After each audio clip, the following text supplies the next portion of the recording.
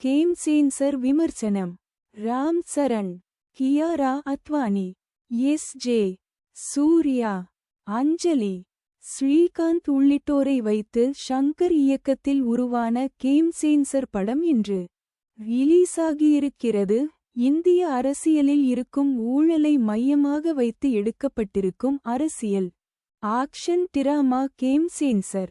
முதல்வர் பொப்பிலி சத்யமூர்த்தியின் ஸ்ரீகாந்த் பதவிக்காலம் முடியப் போகிறது. இதையடுத்து அப்பாவின் பதவிக்கு தான் வர வேண்டும் என பொப்பிலி மோபிதேவி எஸ்.ஜே. சூர்யா ஆசைப்படுகிறார். இந்நிலையில் கலெக்டராக வந்திருக்கும் ராம் நந்தனோ ராம் சரண் ஊழல்வாதியான மோபிதேவி முதல்வராகிவிடக் கூடாது என களத்தில் இறங்கி வேலை செய்கிறார். மோபிதேவியை வெற்றி பெறவிடாமல் ராம்நந்தன் என்ன செய்கிறார்? அப்பண்ணா பார்வதி எதற்காக போராடினார்கள்? அப்பண்ணா நினைத்தது நடந்ததா? ராம்நந்தன் எதிர்பார்த்தது போன்று தேர்தல் நடந்ததா என்பதே கதை. ஃபண்ணா ராம் நந்தனாக அசத்தியிருக்கிறார் ராம் சரண்.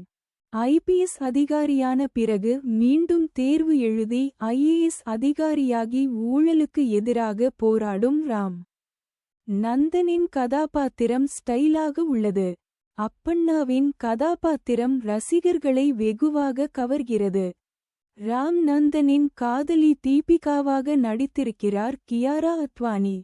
ராம் தீபிகாவின் காதல் திராக் பெரிதாக கவரவில்லை.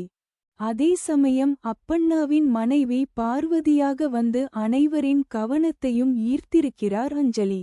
கியாராவை விட அஞ்சலிக்கு தான் வெயிட்டான கதாபாத்திரம். வில்லன் பொப்பிலி சத்யமூர்த்தியாக மிரட்டியிருக்கிறார் ஸ்ரீகாந்த். பொப்பிலி மோபிதேவியாக சிறப்பாக நடித்திருக்கிறார் எஸ்.ஜே. சூர்யா. படத்தின் முதல் பாதி ராம் நந்தன் கல்லூரி மாணவராக இருந்து ஐ.பி.எஸ். ஆவதை காட்டுகிறது.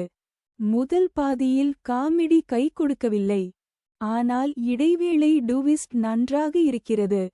இரண்டாம் பாதி பரபரப்பாக செல்கிறது. தமனின் இசை படத்திற்கு பக்கபலம். ஜரகண்டி பாடல் அனைவரையும் கவரும்படி இருக்கிறது. திருவின் ஒளிப்பதிவு அருமை. பக்கா கமர்ஷியல் படமாக வந்திருக்கிறது கேம் சேன்சர். கமர்ஷியல் படம் பார்க்க விரும்புபவர்களுக்கு ஏற்றது கேம் சேன்சர்.